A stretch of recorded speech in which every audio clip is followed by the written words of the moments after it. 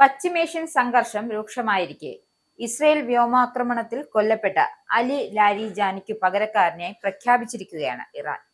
രാജ്യത്തെ ഏറ്റവും നിർണായകമായ supreme national security council secretary എന്ന മുൻ IRGC കമാൻഡർ മുഹമ്മദ് ബാഗർ സൊൽഹാറിനെയാണ് നിയമിച്ചത്.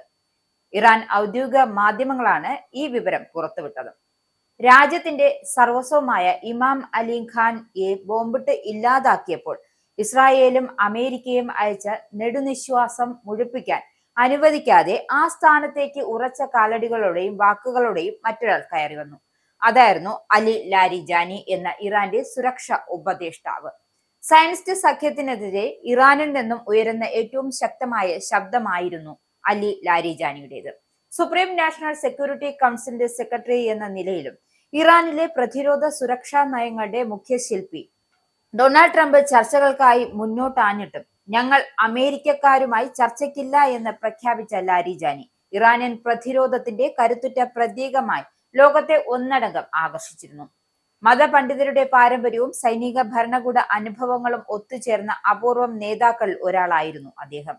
1958 ഇറാഖിലെ നജഫിലാണ് അലി ലാരിജാനി ജനിച്ചത്. പ്രമുഖ മതപണ്ഡിതന്റെ മകനും. എന്നാൽ മതപഠനത്തോടൊപ്പം തന്നെ പാശ്ചാത്യ തത്വചിന്തയിലും ശാസ്ത്ര വിഷയങ്ങളിലും അദ്ദേഹം അഗാധമായ അറിവ് നേടിയിരുന്നു.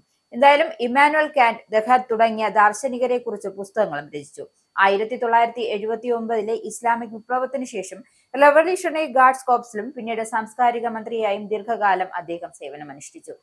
വെറും ഒരു സൈനിക ഉദ്യോഗസ്ഥൻ എന്നതിലുപരി ഇറാന്റെ ഭരണ സൈനിക തലങ്ങളിൽ ദശാബ്ദങ്ങളുടെ പരിചയമുള്ള നേതാവ് കൂടിയായിരുന്നു അദ്ദേഹം.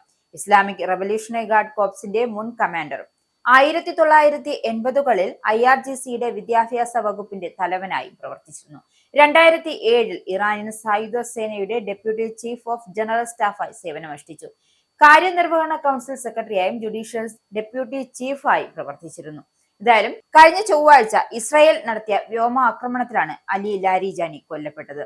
ആയത്തുള്ള അലി ഖമേനി ഉൾപ്പെടെയുള്ള പ്രമുഖ നേതാക്കൾക്ക് പിന്നാലെയായിരുന്നു ലാരിജാനിയും കൊല്ലപ്പെട്ടത്. ഇറാന് വലിയ ആഘാതമായിരുന്നു ഇത്. എന്തായാലും ഹോർമൂസ് അടയ്ക്കുന്നതടക്കമുള്ള കടുത്ത നിലപാടുകളിലേക്ക് ഇറാൻ നീങ്ങുന്നതിനിടെയാണ് ഈ പുതിയ നിയമനം എത്തിയിരിക്കുന്നത്. ഇനി അമേരിക്കയുടെ നിലപാടുകൾക്കൊപ്പമാണോ, അതായത് ഇറാന്റെ സ്വന്തം നിലപാടുകൾ എത്രമാത്രം ഉയർത്തിപ്പിടിക്കാൻ ഇദ്ദേഹത്തിനെ കൊണ്ട്, പുതിയ നിയമത്തിലൂടെ എത്തിയ ഇദ്ദേഹത്തിനെ കൊണ്ട് കഴിയുമെന്ന് നമുക്ക് കാത്തിരുന്ന് തന്നെ കാണാം.